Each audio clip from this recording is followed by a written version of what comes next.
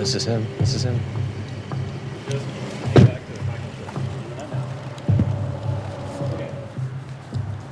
Weston? Yeah. Hey. Okay.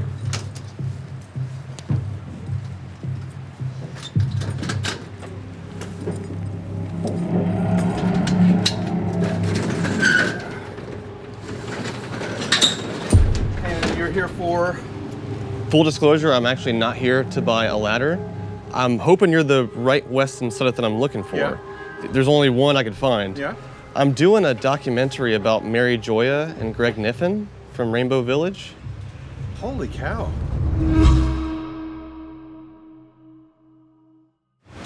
Holy cow. Yeah. Wow. The one that International offed. Yeah, yeah. I remember that. That was weird. Didn't he recant or something? His, what do you say when you say you're going to do something? His confession. I don't think he ever confessed. That's how he got convicted, though. No, he always professed his innocence. I mean, there was circumstantial evidence surrounding it. After a very unconventional way of finding somebody, I was standing face to face with Weston. I didn't want to completely waste his time, so I held out some cash for the ladder, even though I had no intentions of buying it. He took the money and walked inside the storage unit, still fiddling with the ladder, even though I told him I was not there to actually buy it. Almost 20 years ago. He was clearly caught off guard. I mean, who wouldn't be? I'm going to play you the majority of our conversation together, and I'll occasionally chime in with some thoughts, mostly in hindsight. I'm hoping that you can just kind of give me your version of events. I don't know how familiar you are with, I guess, the story and the case, but a lot of people have been pointing the finger at James Bowen. Who? Bo. Don't know who that is. Really? No, I don't think so. What? He doesn't know who Bo is? Almost every single story about Bo involves Weston. How does he not even know this person? It doesn't even make sense. I mean, Greg and Mary, right? Yeah. Yeah, Greg and Mary. Well, they were hippie kids. We were living out at Rainbow Village down in this Berkeley Marina area that is now gone or built up or something. But it was Rainbow Village. There was a whole bunch of buses and converted vehicles. I didn't have one. I was staying in Richard and Richard's bus. Yeah, the Rainbow bus, the Richard's bus. And Was it Randy's bus? no, I Richard? wasn't in any of Randy's buses. I was in one of Richard's buses. Okay. Who's Richard? Richard, I hadn't heard that name yet. real tall guy, full-on beard. I had to have a place to stay. Okay. And the vehicle was open because I wasn't in one of Randy's vehicles. Although Randy had probably 3 vehicles there. No, I was in Richard's bus. What did he call that? Do you remember that night very well at all? Well, I remember that there was, I was just going for the vehicle I was in. I was getting to it. So the vehicle I was in was Richard's bus. I can't remember what the name of it was. So there was, I think it was July, so it was near fireworks time. It was actually in August, but close enough. It has been 35 years now. So there was some fireworks that had gone off early in the night, which kind of freaked people out because they didn't like fireworks because it sounds like gunshots. And there was talk at the campsite. There was a fire, and there was talk going on. And I wasn't at the fire. I was in the vehicle, but where Richard's bus was really close to where the circle was, and so I could hear what was going on. Yeah. At the circle. And Greg and Mary were they were hippie kids, happy-go-lucky, everything is going fine, laughing and joking about everything, and everybody takes things too seriously. And International was there, and they were talking about, somehow or another, the fireworks conversation had gotten to gunfire, which had gotten to conversations about gunfire, which had gotten to Vietnam. And they were talking about, how Vietnam was all fucked up, and, anybody that was involved in it was kind of screwed, probably emotionally and spiritually. And International spoke, I could tell it was International. He spoke up because he was a Vietnam vet. And he was like, no, it's not like that. It's not like that. Vietnam was, we were fighting for our freedom and you just didn't know because it was before your time. And they went back and forth on this, you know, like, and he got heated about it, you know, but the kids were like, you know, they're happy-go-lucky kids, you know, and I didn't think anything of it, you know. Yeah. I ended up going, went to sleep. I was already in bed. I ended up going to sleep. And then the next day, probably 11 or 12 o'clock, Bo came up to me. That's right. Bo came up to me. I think he was a blonde-haired guy, kind of tall. Yep, that's the one. He magically remembered who Bo was, all of a sudden. This was extremely odd. Bo came up to me. I think he was a blonde-haired guy, kind of tall. Mm-hmm. He came up to me in Berkeley, and he said, "Did you hear that Greg and Mary got killed?" And I'm like, I literally laughed because, you know, it's just like a human response, like, you got to be shitting me. Like, what do you mean? They're two of the nicest possible people in the world. Yeah. Who would off them? Yeah. And he was like, I don't know, but they're out there, and the cops came and everything, and then about, I don't know, I didn't really hear anything much more about it. I went out there and there was some yellow tape, police marker tape, but there wasn't any investigators. Huh. And I'm like, I don't know what's going on. I know I'm leaving, you know, and I ended up going, where did I go? Either Chico or probably Chico, but it might have been Santa Cruz. I think I went to Chico. Are you familiar with the kind of narrative that a lot of people seem to think that Bo did it and not Ralph? Have you heard that from anyone else? No, that's the first. Because Bo was like kind of like us. He was a happy-go-lucky deadhead. I mean, why would he kill Greg and Mary? Greg and Mary were spare changing. They didn't even they were begging for money. I mean, they didn't have shit.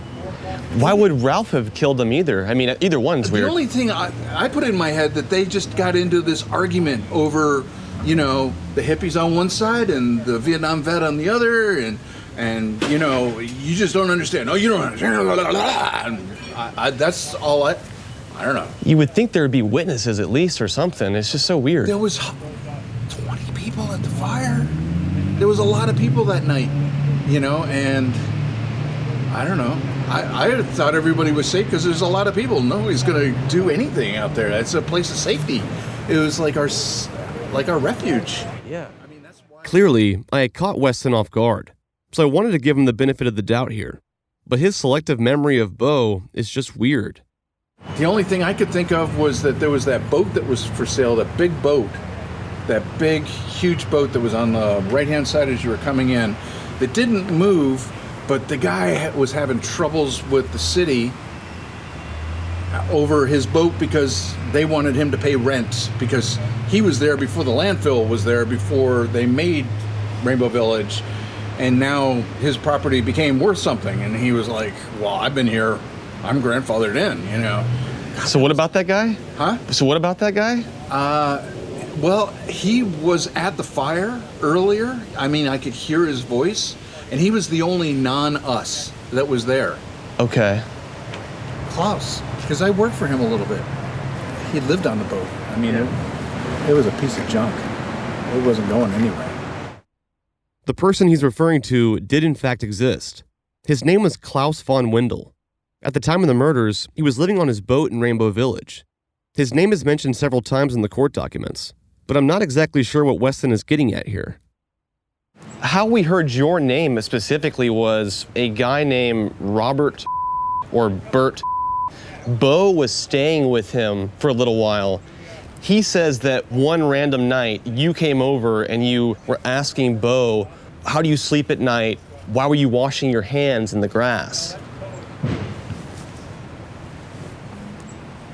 No. No? No. First of all, I don't bother myself in other people's business.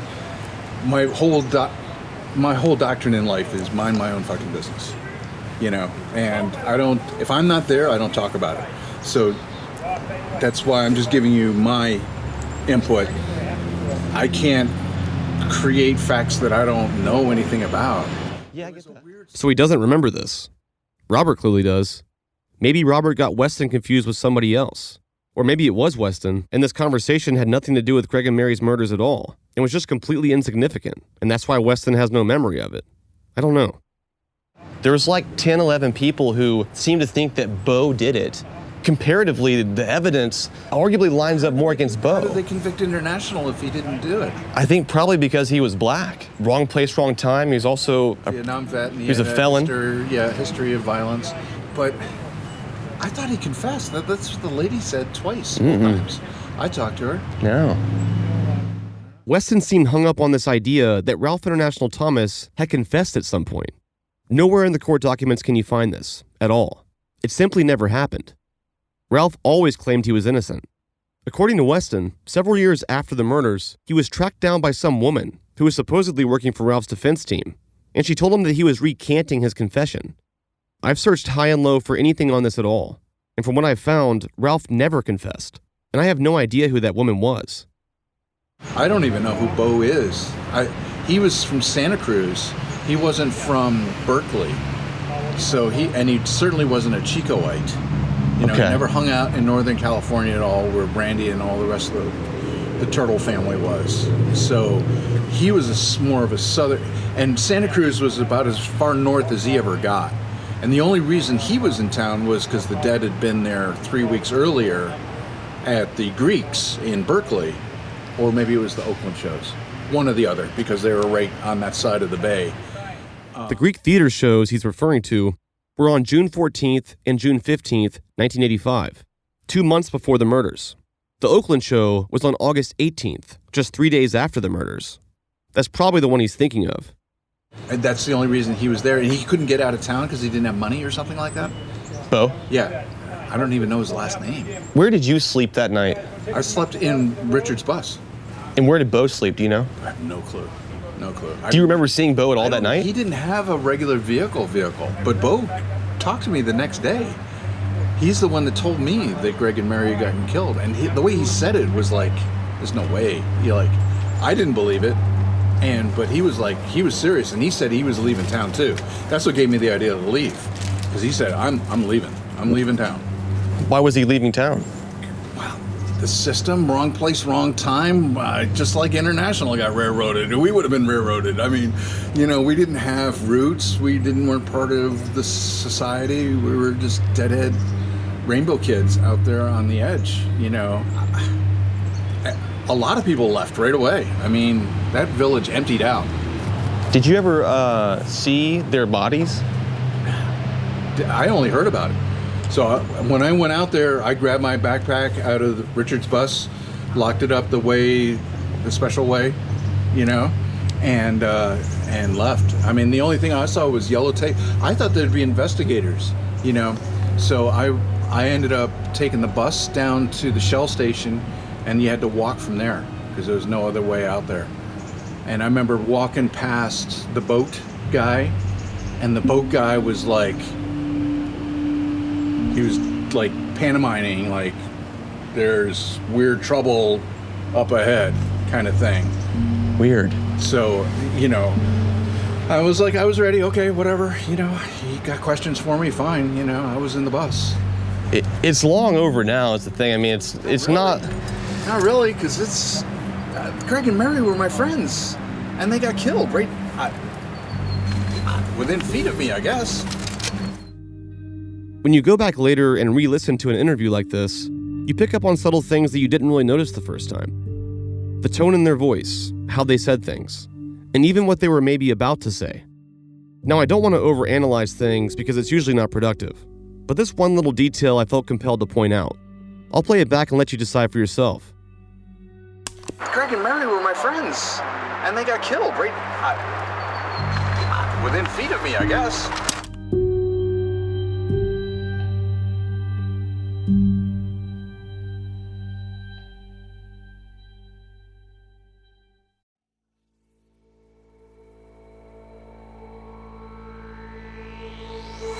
Nowadays, there are hundreds, if not thousands, of true crime podcasts out there. So how do you pick which one to listen to? You go with the experts. And the Generation Y podcast has true crime's very best. Hosts and true crime fanatics Justin and Aaron were one of the first true crime podcasts out there. Their mission for almost 10 years has been to explore hundreds of unsolved murders and conspiracy theories.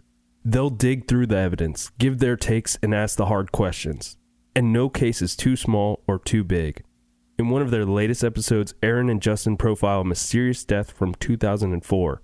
Alonzo Brooks was a young black man who went to a party with some friends in a rural area near their homes. But when his friends left the party without him that night, he never returned home the next day. A month later, he was found dead without any clear indication that his death was a result of foul play. But in July 2020, the FBI has reclassified his manner of death to homicide. And there's even evidence that his death was a hate crime. What does the FBI know now? And how will they begin to solve this almost 20-year-old murder case? Listen to Wondery's The Generation Y podcast on Apple Podcasts, Amazon Music, or listen ad-free by joining Wondery Plus in the Wondery app. Wondery. Feel the story.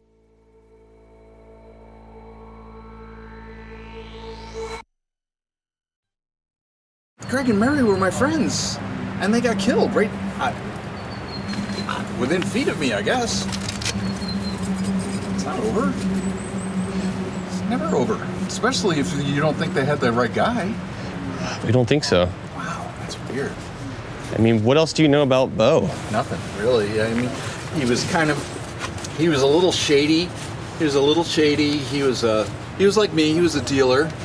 But he was more pot and mushrooms than I was. What were you dealing? I was more mushrooms, LSD with some ecstasy. I mean, that was his deal, because he was more of an organic kind of guy. I mean, do you think it's possible that Bo could have had the propensity that night, maybe on drugs or something, to do that? He was such a nice guy. I mean, he was like me. He was just a dealer, just waiting for shows to, Greg and Mary were here. His people, our people. I mean, that's why it made sense that International, I mean, he was kind of a thuggy guy, He was, he's from the system. He'd been through the system. First he was military, then he went through the system. He got some conviction. And he was proud of his conviction, I forgot what it was, but something. They'll never take me again kind of thing, Did you ever see Bo that night? No, I didn't even hear him at the fire, really. There was a lot of people there, and I'm kind of an antisocial kind of guy. I mean, there were a lot of times I wouldn't go to a Grateful Dead show and I was parked right there. I'd rather hang out in my vehicle and, I was there for the party. I wasn't there for the music as much. I mean, I got shut out of 400 plus shows and I got into over 700 shows. Do you want the truth to come out? Sure. Yeah, because it's right there. I mean, Greg and Mary were my friends. I mean, they got offed, man, for being hippie kids. And I thought for sure it was International, but if it's not, then I want to know who did it. I was in the bus all night. I didn't even ever come out. Right. And nobody ever saw me outside the bus because I wasn't outside the bus. And if they said that, I'll take a lie detector test anytime. Did you ever go to Robert's apartment and confront Bo about washing his hands in the grass? Nah. Really? Washing his hands in the grass? Yeah. That sounds weird. It does. Somebody came to this guy's apartment late at night and basically confronted Bo, and it spooked everybody in the apartment because they're like, what the hell is he talking about? And he's saying, how do you sleep at night? What were you doing washing your hands in the grass? That wasn't me. I didn't know. The implication being that he's washing blood off his hands. Yeah, I get that. I didn't even know anybody who had an apartment. I mean, We talked briefly about the murder weapon, how they never found it, and that Ralph had a gun that allegedly went missing that night. It's theorized that Bo would have known where that gun was, and maybe he took it and killed Mary and Greg with it. I don't know. I don't see the motive at all. No motive, zero. Do you see the motive for International? Just the argument. That's what I had put in my head, the argument over Vietnam and violence versus nonviolent attitudes. Do you remember the context of the argument? Yeah, well, as I explained, it had to do with Vietnam. First it was fireworks, then it went to gunshots, and then it went to Vietnam, and then it went to no it isn't, yes it is, no it isn't, yes it is, back and forth, and got a little heated, and then it didn't get heated. So I figured, probably, I don't know what I figured. I thought maybe one of them left, you know. But Greg and Mary didn't leave. They were hanging out in the fire. They would have stayed because they didn't have a vehicle to hang out in. So they were using the fire as a warm place to be. And they were nighttime people anyway. I was a daytime person. I'm usually up at 7 in the morning, 6 in the morning every day. So I didn't do night times. They did night times. Did you wake up at 6 a.m. that next day? Yeah, I was up early. And I just took off and went into town to do my thing. And then that's when I ran into Bo. Yeah, blonde-haired guy, right? Yeah. Where'd you run into Bo at? Where was it? It was somewhere up on the Berkeley. It was just shy of the university. It was at a corner. I remember him coming around a corner. I go, oh, dude, did you hear? And I remember laughing, like, because I always felt guilty about it after I heard about it, you know, that I would laugh about it. I just put it across. Because I've done 15 years of Narcotics Anonymous. I talked to my sponsor about it. It was on my, you know, my character defect list, and he's like, that's how people process stuff, you know, and you had to do something, you know, and so you laughed about it. Don't feel guilty about it, you know. Did you mention it first, or did you learn from... No, I didn't even know about it. He's the one that told me. Okay, so he greeted you first about it. Like, hey, dude, did you hear? Hear what? Greg and Mary are both dead. And then you laughed? Or? Yeah, I did. I laughed. I know. Felt guilty about that. Like, you know, like a laugh like, no way. Like, you know, there's absolutely no way. What are you talking about, dude? You know? But I felt guilty about it afterwards, just because you don't laugh about somebody dying, you know? I don't want to pass too much judgment here, having never been in his position if he is in fact telling me the truth. But the whole guilt thing just seems bizarre to me. I would understand feeling guilty about wishing you prevented it somehow, or if you were involved somehow, or had some kind of intimate knowledge about the murders that you never did anything about. But feeling guilty all these years because you laughed about it one time? What? You're the closest person to Bo that we know of. There's no stories about you doing this, but there's stories about you potentially knowing that Bo did it, which isn't a crime, but... Yeah, there's no way. I wouldn't confront anybody about it. I left right away. When was that? When was I supposed to have I confronted him in Chico? Yes. At somebody's apartment in Chico? Mm-hmm. I don't see that. There's no way at all. Well, after that day that he met you on the corner, yeah. What happened after that? I went straight out to the bus village, grabbed my stuff and left. I ended up seeing him 4 or 5 months later, I guess, somewhere. What was it, Telluride? No, not Telluride. No, it was at the Carlos show. It was at the Boreal Ridge. It was at Boreal Ridge in California. We're right at the border of California and Nevada, up on 80, Boreal Ridge. According to Weston, the last time he saw Bo was at the Boreal Ridge show. This was on August 24th, 1985, roughly a week after the murders. Do you know how Bo learned of their murders? No clue. Did you ask him at that day? No. Huh. A few minutes later, I asked him again when the last time he saw Bo was. Do you remember the last time you saw Bo? Just try to remember. That next morning about midday when he told me that Greg and Mary had gotten killed. So not at the Boreal Ridge shows a week later? It left a big impression on me, man, because I laughed about it. It fucked me up for a long time. Why did it fuck you up? Well, I had to do therapy on it, you know? Just that particular moment? Yeah, well, somebody died that I knew, and, you know, fucking why, you know? What's the point? Because they didn't have anything, and I was like them. I didn't have anything either, so it could have just as easily have been me. You know, if I was out there at the campfire, why wouldn't I be dead too? After having talked about it with other people, did you figure out why you felt guilty about it? I think it was just because I laughed about it, you know, like in an offhand way after it was over, so that there, you know, so I felt like there was some kind of release mechanism, emotional release mechanism that I needed to do to kind of justify or something. I don't know. All from just laughing. Yeah, it fucked me up. I was fucked up for a while. Really? Yeah. Well, friends of mine died. What would be your response to these stories that allege that you possibly knew about this, that Bo did this? Why would I know anything about it? Yeah, I don't know. I was asleep in the bus. I went to sleep, and the next day it was gone. I was gone by early afternoon. I was lucky too. I got a ride right away, all the way up to Chico. So it was dark when I got there, but. So you never knew anything about this? Never. I only heard about it happenstance after the fact. I was still very curious how Bo seemed to know about Mary and Greg's murders so soon.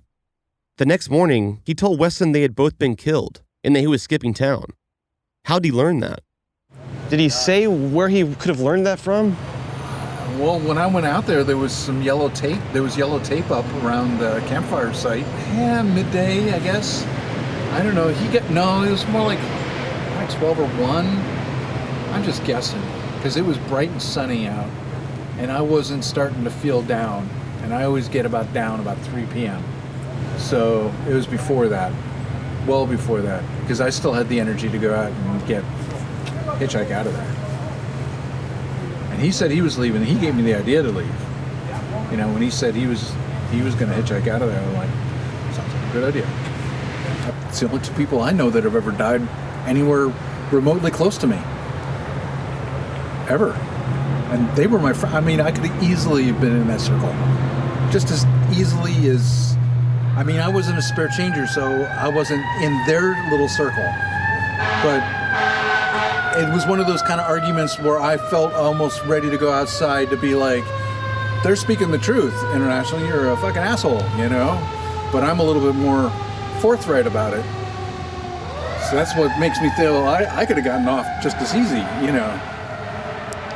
So I think that's part of that guilt thing of like, I could have, just a decision, quick, I'm not going to go out there. All right. Somebody else is already confronting him on his behavior or his attitude. So you feel kind of like maybe just, even if it's irrational, that you could have prevented it somehow or something, or wish that you could have... If I had gone out there, it would have changed the whole harmonic flow. The auras would have interfaced differently, and they probably wouldn't have gotten killed, or if they did, I would have been with them. But it's so much harder to kill 3 people than 2 people. I mean, and that's why it was amazing already that 2 people were dead out of the scene, because there was 40 people out there. I mean, I don't know how many people, there was all the people that lived there all the time, which is at least 20 people. And then there was probably 10 of us hanger-oners, 12 maybe. And then there was Klaus. I don't know how I got him into it either, but he had more to do with it than I thought he did. Maybe that's why he did that hand signaling thing. I don't know. But it makes me think that he was more involved than I thought he was. Which part? For whatever reason, he was bringing up Klaus von Wendel again, the boat guy. He said he was the only outsider, per se, that was at the fire that night, and I guess he got some weird vibe from him. I don't really know. I would say that he has more to the story than I thought he did. I mean, already that boat had something, it was already a weird energy every time, because you felt like you were running the gauntlet to get by it. The boat? Yeah. At first it was a huge fucking boat. I mean, big. I'd say 100 feet long. It was a big boat, but it was not functional. It was kind of on its side. It was fucked up boat. It wasn't going anywhere. It was kind of on its side. It was in the water, but it was always at an angle like you could tell that the boat's not driving anywhere. I think it was in the mud. Yeah. Doesn't it sound like it would be a 2-man job to dispose of 2 bodies in the bay and kill 2 people? I don't even know where the bodies were found. In the bay. In the water? Mm-hmm. Really? Yes. That's fucked up, man. I don't know, man. Their bodies were found in the bay. How would Weston not know this? If Bo told him the next morning they were murdered, he would have to have known that too. I find it very perplexing this is the first time he's heard this. I don't know. Yeah. I wish you the best of luck to find out whatever you can find out about it. Yeah. I mean, I got nothing to hide. I mean, I was just like them. I was like them. I was a young kid. I mean, it was 25, 30 years ago, but I'm 60 now. I was in my 30s then. I was older than they were by 10 years. We heard some stories that were, implied that you were involved. That's what we were told. Yeah. No way. No. That'd be fucked up. No. They were friends of mine. I didn't know them that well, but I wouldn't wish anybody harm. Why would I kill a human being? Or have anything associated with helping people out? Yeah. Hell, I felt guilty enough about laughing about it. I mean, that fucked me up. I mean, not probably right away, but after reflection, especially with that lady trying to lay it on me. Did you figure out why you felt guilty about laughing? Yeah, well, according to the people that I talked to, like therapists and in the rooms of Narcotics Anonymous, like with my sponsor and my support group, it was more of a defense mechanism to try to alleviate kind of the pressure of the moment. Interesting. Because hiding stuff is what keeps us sick. The secrets keep us sick. That's why this needs to come to light.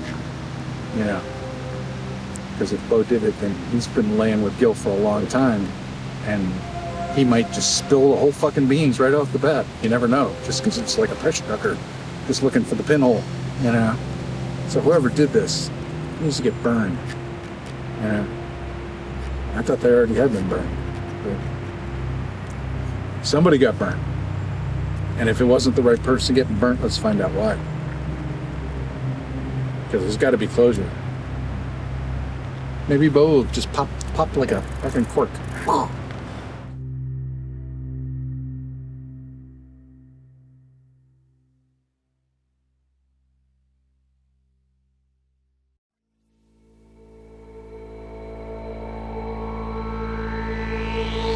Dead and Gone is brought to you by Progressive. Have you tried the Name Your Price tool yet? It works just the way it sounds. You tell Progressive how much you want to pay for car insurance, and they'll show you coverage options that fit your budget. It's easy to start a quote, and you'll be able to find a rate that works for you. It's just one of the many ways you can save with Progressive. Get your quote today at Progressive.com and see why 4 out of 5 new auto customers recommend Progressive. Progressive Casualty Insurance Company and Affiliates. Price and coverage match limited by state law. There are plenty of things you can do to improve your sleep, like staying hydrated, regulating bedroom temperature, and limiting caffeine and alcohol. Combine those with a Sleep Number 360 smart bed and it's sleep perfection. Why choose Sleep Number? Because a good night's rest helps boost your immunity, improve recovery, and increase energy. Experience proven quality sleep and save $1,000 on the new Sleep Number 360 Special Edition smart bed during the Memorial Day sale. Only at Sleep Number stores or sleepnumber.com/cadence.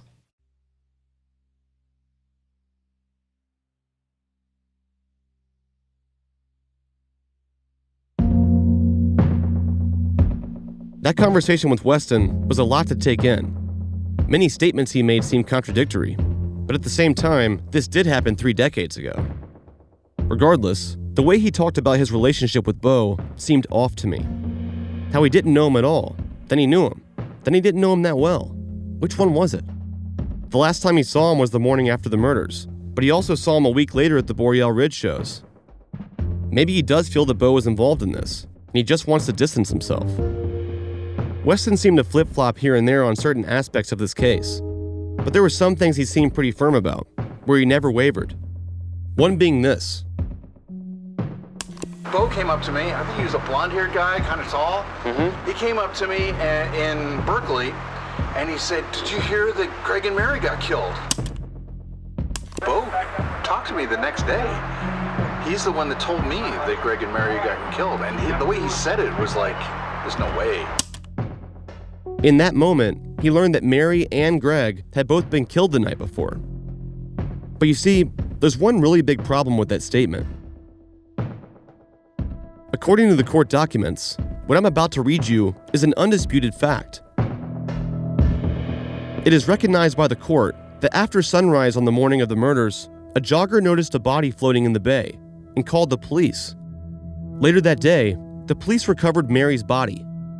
But it wasn't until the next day that police divers found Greg's body, submerged in the water. When Weston saw Bo, there was no way Bo could have known that both Mary and Greg had been murdered. Completely impossible. That is, unless he was there, or was the one who killed them.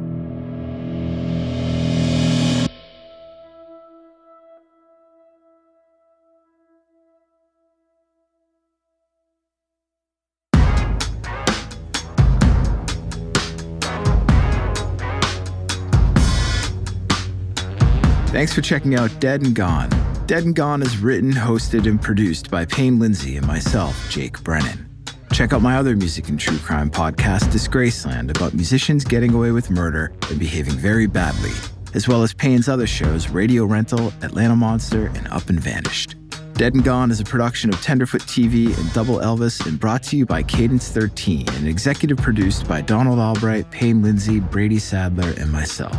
This show is produced by Mike Rooney, mixed by Cooper Skinner, music by Makeup and Vanity Set, with additional music services by Ryan Spraker, edited by Sean Cahalan, production coordination by Matt Bowden, copy edited by Pat Healy, writing assistance by Taylor Bettinson, cover design by Matt Mills for mattmillsart.com. Special thanks to Oren Rosenbaum and Grace Royer from UTA, Ryan Nord, Jesse Nord, and Matthew Papa from the Nord Group, Chris Corcoran and the Cadence 13 team, Beck Media and Marketing, Station 16, and the teams at Tenderfoot TV and Double Elvis. Thanks for checking out Dead and Gone. Episodes drop every Thursday. Please make sure you're subscribed to the show wherever you get your podcasts. If you like what you hear, leave a review on Apple Podcasts or give us a shout out on social media with the hashtag Dead and Gone, and you might win a free Dead and Gone show poster designed by Nate Gonzalez. Thanks for your support.